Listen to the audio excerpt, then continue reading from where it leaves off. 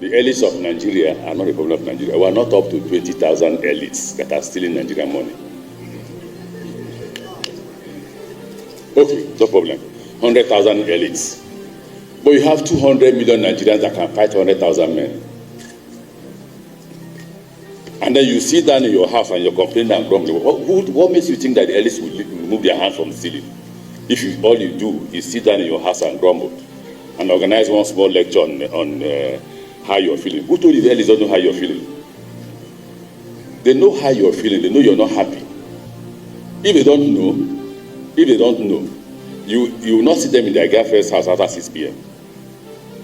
You know why? Because they are running away from you. They are scared.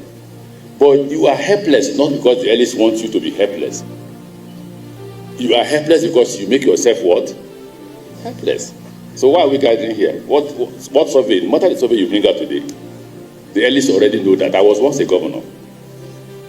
The moment I see robbery, kidnapping, I know that there is no money in the society. So Commissioner for Finance pay contractors, pay those who are owing. When you pay, what happens? He pays his workers, he pays these people who have suppliers who have supplied him goods.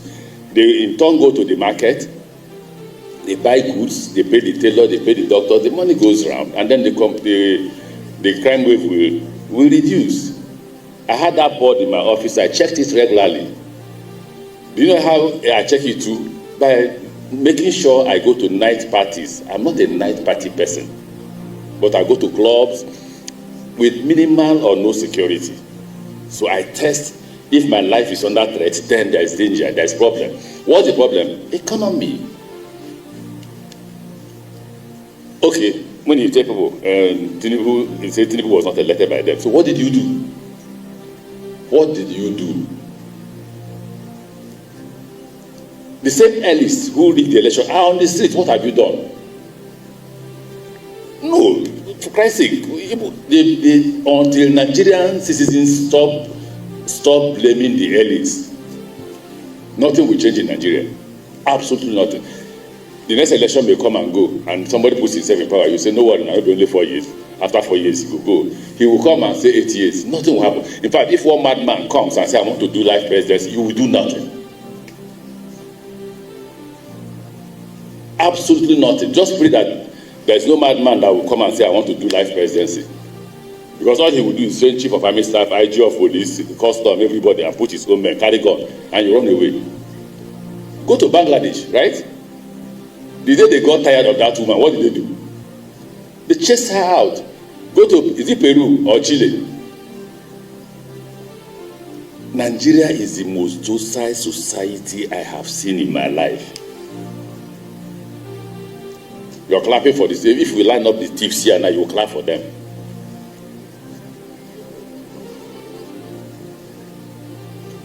You know, I told my wife, I want to Jabba. If I want to Jabba, I won't Jabba like you people. They will give me official visa to come and stay in their country, any country. She says, no, I can't leave Nigeria. Because Nigeria is lovable. It's lovely.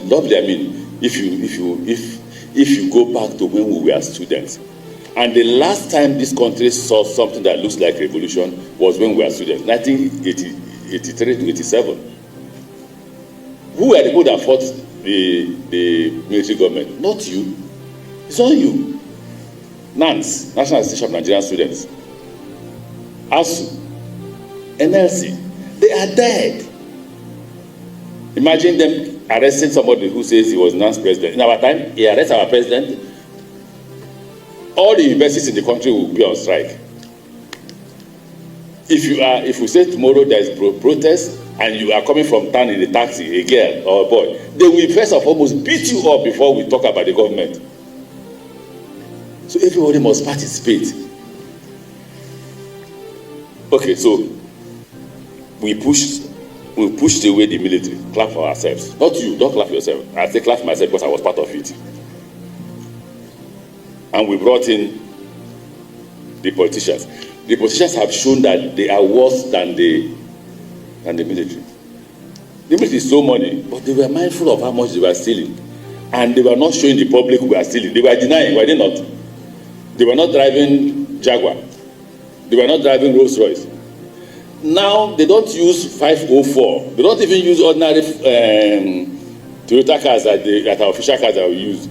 If you see their convoys now, brand new Mercedes Benz, bulletproof because they know you are angry. Jaguar, Rolls Royce, nobody stops them, for Christ's sake. So what did you call us to come and do? The difference with what you're calling us and this is that while the politicians know that people are not happy, they don't know the number of persons. I think 92% or 98%. So all they can do here now that will be different for what the politicians know is that you put a figure to it. If you say it's a lie, tell a politician to go to Kaduna by night alone. If he goes alone, he will go with a military-sized bulletproof car, bought again with your money. No. Can we please go home and think? Oh, we don't want to die, you mothers. Oh, my child. That is Professor Sam Amadi taught me in university when I read law. Please tell me, has there been any revolution without blood? Any revolution without blood is rebellion. Please check Bangladesh. Hundreds died. Dying. You kill 50 today, they carry the body, go and bury. The next day, early morning, all of them come out. When the woman saw that more persons wanted to die, what happened? She ran away. The same with Peru. Kenya.